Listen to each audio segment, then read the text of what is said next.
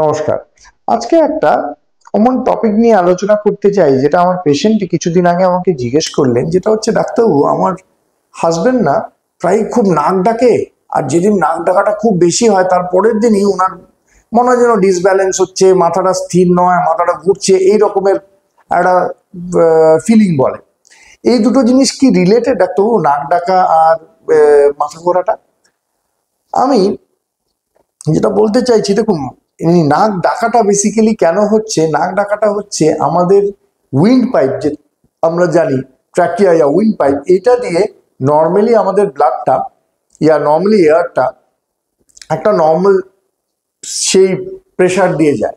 কোনো কারণবশত, যদি এটা ওবেসিটি হতে পারে, কোনো টনসিল ফোলা থাকলে হতে পারে, নাকের পিছনের যে টনসিল, ন্যাসোফ্যারিংস, অ্যাডেনয়েড, এগুলো বাড়া থাকলে হতে পারে, কোনো টাং, যেটা জিভাটা যদি পিছন দিকে বড় থাকে, অনেক রকম কারণে সেই যে শ্বাসনালীর শেপটা যদি ছোট হয়ে যায়, সেটা দিয়ে যখন এয়ার সাপ্লাইটা আমাদের যাচ্ছে, সেটা যদি একটু ন্যারো ক্যাভিটি থ্রু দিয়ে যায়, তখন কিন্তু একটা আওয়াজ হয়, ঘর ঘর ঘর করে আওয়াজ, যেটাকে আমরা স্নোরিং বলি।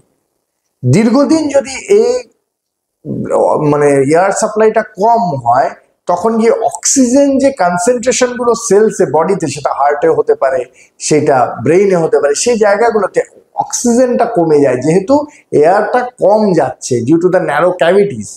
তখন একটা পয়েন্টে গিয়ে এয়ারটা কমতে কমতে কমতে কমতে এমন একটা সিচুয়েশনে গিয়ে দাঁড়িয়ে যায় যে হঠাৎ করে লোকের শ্বাস নেওয়াতে অসুবিধে হয়ে যায়, শ্বাসটা অনেক সময় আটকে যায়, যেটা দিয়ে অনেকে চমকে উঠে যায়। সেটাকে বলে অবস্ট্রাকটিভ স্লিপ অ্যাপনিয়া। কতবার শ্বাসটা হঠাৎ করে বন্ধ হয়ে গেছে সেটাকেও আমাদের কিন্তু মাপা যেতে পারে। তো এই যে অবস্ট্রাকটিভ স্লিপ অ্যাপনিয়া, যদি এটা দীর্ঘদিন কন্টিনিউ করে, তখন গিয়ে কিন্তু ব্রেইনে ইয়া কানে যে ব্যালেন্সের যন্ত্রগুলো আমাদের আছে, যেটা থেকে অবস্ট্রাকটিভ স্লিপ অ্যাপনিয়াটা হয়, এইটাতে কি হচ্ছে, ব্রেইন আর ক্যানন ব্যালেন্সের যন্ত্রতে অক্সিজেন সাপ্লাইটা অবস্ট্রাকটিভ স্লিপ অ্যাপনিয়ার জন্য ওইখানেও কমে যাচ্ছে, যেটার জন্য ব্যালেন্সিং এর যন্ত্রগুলো ঠিকঠাক ভাবে কাজ করতে পারছে না, both in the brain and in the inner ear. সেটার জন্য একটা টলটলে ভাব, একটা ইমব্যালেন্সের ভাব, এটা কিন্তু হতে পারে। আর মনে রাখবেন, এই ব্যালেন্সিং এর সিস্টেম ইয়া অবস্ট্রাকটিভ স্লিপ অ্যাপনিয়া, এই দুটোই কিন্তু ফুললি আমরা যদি ডায়াগনোজ করতে পারি, দুটোকে কিন্তু আলাদা আলাদা করে আমরা ফুললি ট্রিট করে কিওর করে দেওয়াটা সম্ভব।